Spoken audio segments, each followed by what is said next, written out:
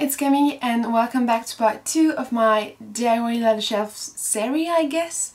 So in today's video we'll be tackling some DIYs to put on the brand new ladder shelf.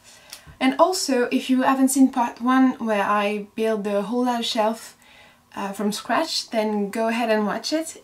I will be linking the video in the description box below. So without further ado, let's do this!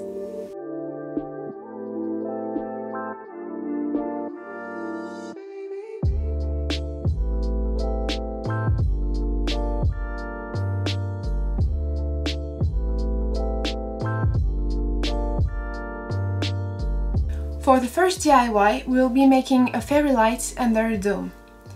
The first thing to do is to trace on the base the emplacement of the fairy light battery and to measure how deeply it will go into the base. Then with the drill I pierced as many holes as possible within the line on the base so that it will be easier to take off more matter. When most of it is gone, we can go back with a wood chisel to smooth everything and dig as much as necessary for the battery to fit in. It's important to leave some place for the switch outside of the pre-twist form in order to be able to activate it without taking the battery out. Also, be careful with these sharp tools. You can cut yourself. The last thing to do is to drill a hole at the center of the base. To mark the center, cut a square with the diagonals the same size as the base diameter and place it on top of the base. The center of the base is the intersection of the two square diagonals. To put the fairy light inside the dome, I used a drill slightly bigger than the string of the fairy light. And now all you have to do is to put the string in the hole and put the battery in place. So let's see if it works. Ta-da! This one is cheaper than the one you can find in the market, and also if you change your mind and want to make another DIY with the fairy light, for example, then you can just separate it and use it again. So it's cheaper and reusable.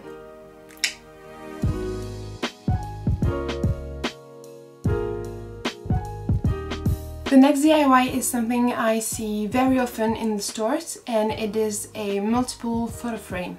The first thing I did was drawing on a piece of paper the whole dimension of the frame. Then I used wooden dowels with a square shape, if that makes any sense. I cut everything to size according to my drawing with a saw because it was too long and tedious to do it with a simple cutter. To make my frames perfect rectangles, I used this thing.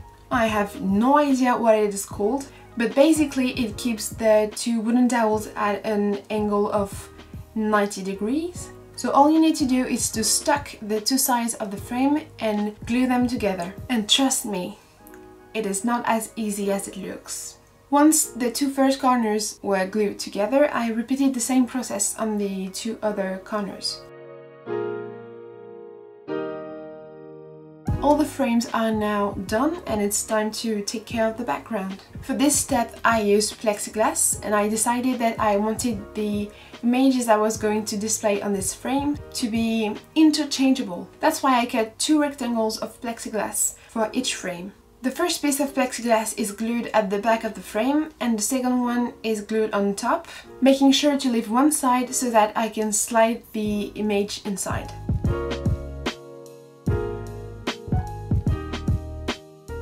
Now it's time to glue the frames together. To add a little bit of dimension, I decided to not glue them flat, so that it was more interesting to look at. But I made sure that every side of the plexiglass that wasn't glued was accessible on the side, the top or the bottom. Then I searched through my stationery to find images, pattern paper, cutouts and even pictures from magazine. I cut them to size and slide them in the frame. And voila! Say hello to yourself. Well, that's me, actually. So, in this one I even used a cutout of my brand logo because I thought it was interesting to have the transparent background as well. And it looks good at the back too.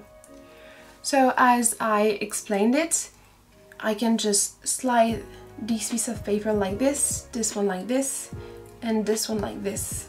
And the other one, I think it's at the top as well, so that I can change all the images whenever I want.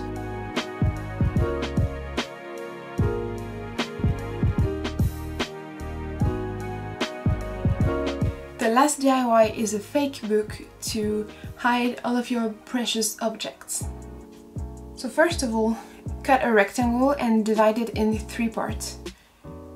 The 2 parts on the sides represent the front and the back cover of the book, while the center part is obviously the spine. On the center part, make a lot of cuts so that it can be bent like the spine of a book. Make sure to not cut the cardboard all the way through to keep the pieces as a whole.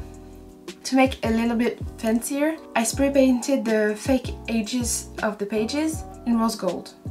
The width of the fake edge must be smaller than the center of the main cardboard piece, so that the spine is bent instead of being flat. I think that the rest is pretty self-explanatory. To make the box look like a book, I cover the cardboard with the gift wrap starting at the center. To make sure that it can still be bent with the gift wrap on, I let it dry with a piece of cardboard inside. And then I folded everything inside like you would do with a normal book cover. Now that it's done, I also cover the inside so that it is pretty when you open it. Later on, I decided to cover the spine inside as well, because it will be visible when the book is opened. It's time to glue the fake pages on. They don't go all the way up to the edge of the cover, because it is what all books look like most of the time. But feel free to adapt your book however you want. To close the book or box, I decided to glue a button on the front and wrapped a piece of string around it. I placed cardboard behind the button so that the string can be more easily wrapped around it. The next step is to stuck the string under a piece of gift wrap. I use super glue to make sure that it will stay in place.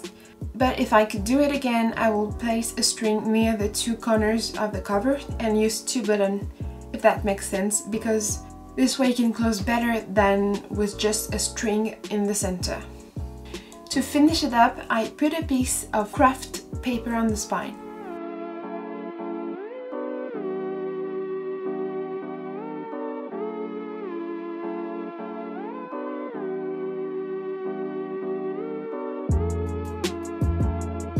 Now that we have our brand new DIYs, it's time to decorate the ladder shelf. So I went around my studio to find some knickknacks, and I found this little wooden drawing figure that is sadly missing a hand. I also used plants to give it a more natural touch. I went to the sales of my city's opera. So in their workshop they were selling costumes and decor pieces that I just couldn't resist.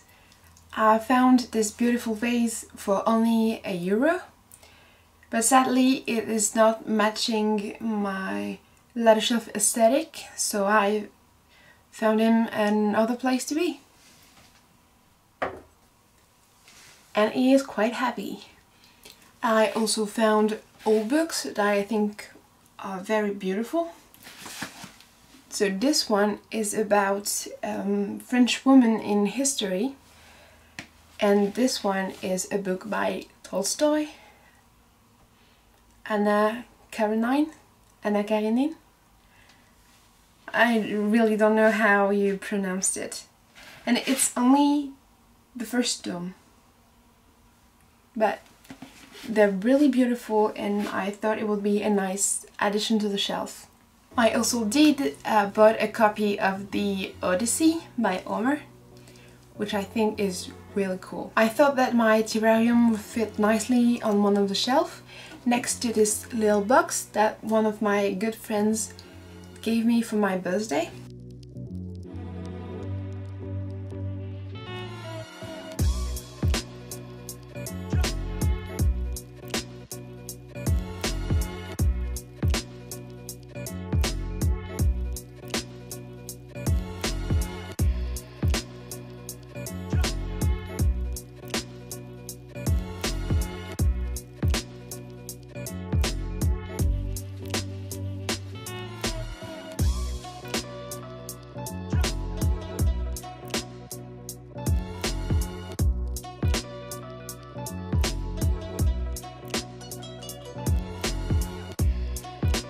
must say I'm really happy with the results, and all the DIYs turned out beautifully, and the large shelf itself turned out amazing in my very humble opinion.